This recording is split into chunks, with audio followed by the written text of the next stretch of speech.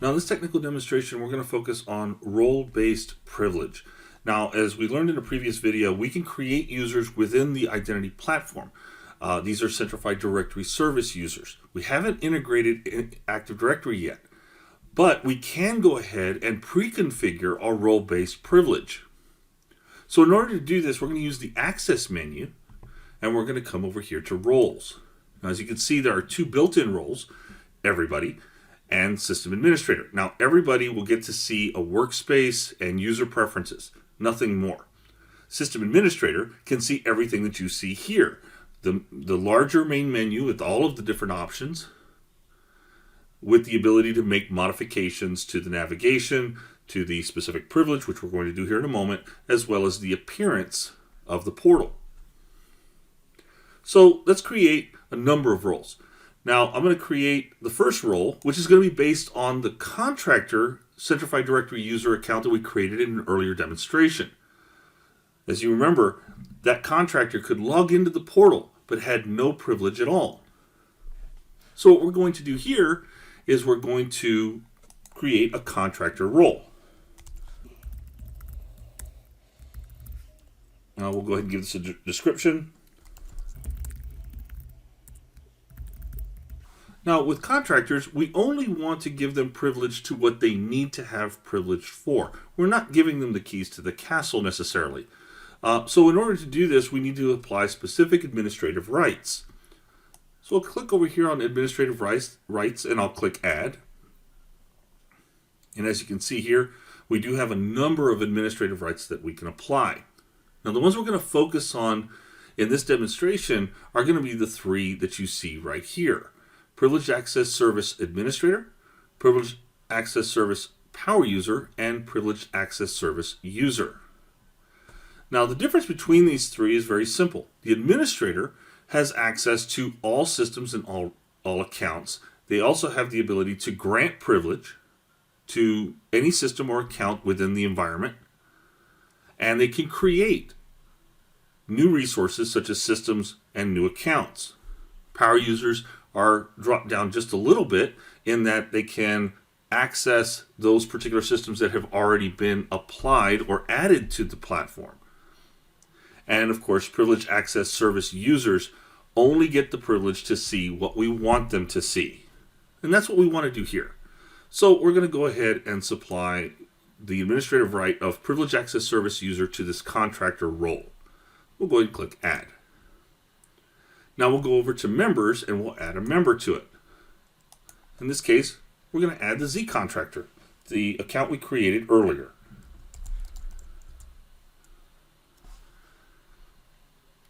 We'll go ahead and select it and click Add. And we'll click Save. Now we have our contractor role. Let's go ahead and create the other three roles.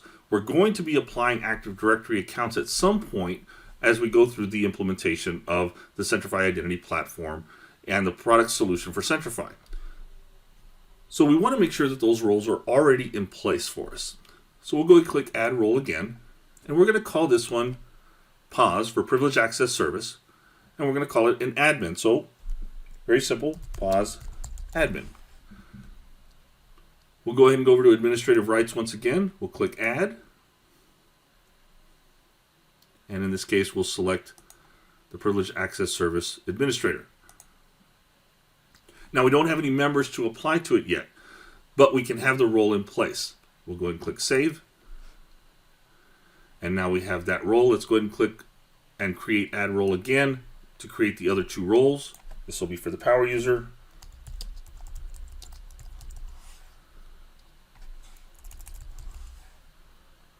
Under Administrative Rights, we'll select the Power User Administrative Right and click Save. We'll do this once again for the Privileged Access Service User. Now, since we did this for the contractor role earlier, we could just simply add accounts or groups to the contractor role. But again, we want to keep them separated so we can audit them properly and we can identify specifically who has access to what. So that's why we're going to create this particular role, just simply called Pause User. We'll go over to administrative rights, select the right, and click add, and then click save. So now we have our baseline roles based on what we already have done within the environment. Now let's test this out. We created a contractor role, and if you remember from our previous demonstration, the Z contractor account only got to see the workspace and user settings. Let's see how applying them to a role has changed their access into the identity platform. So we'll go ahead and log out, and we'll log in as the Z contractor.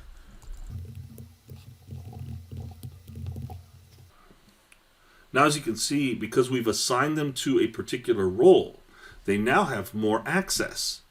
They have access to resources in the form of systems, accounts, secrets, and SSH keys. They also have access to apps. They have requests. This will be for workflow that you'll see later, as well as downloads and, of course, settings. Now, keep in mind, we haven't added anything to the portal yet. If they click on systems, they still don't see any systems because we haven't added them yet. But they do have a little more access by applying a role to them. So it's very important that you consider how you want to design your roles and what administrative rights you want to apply to them.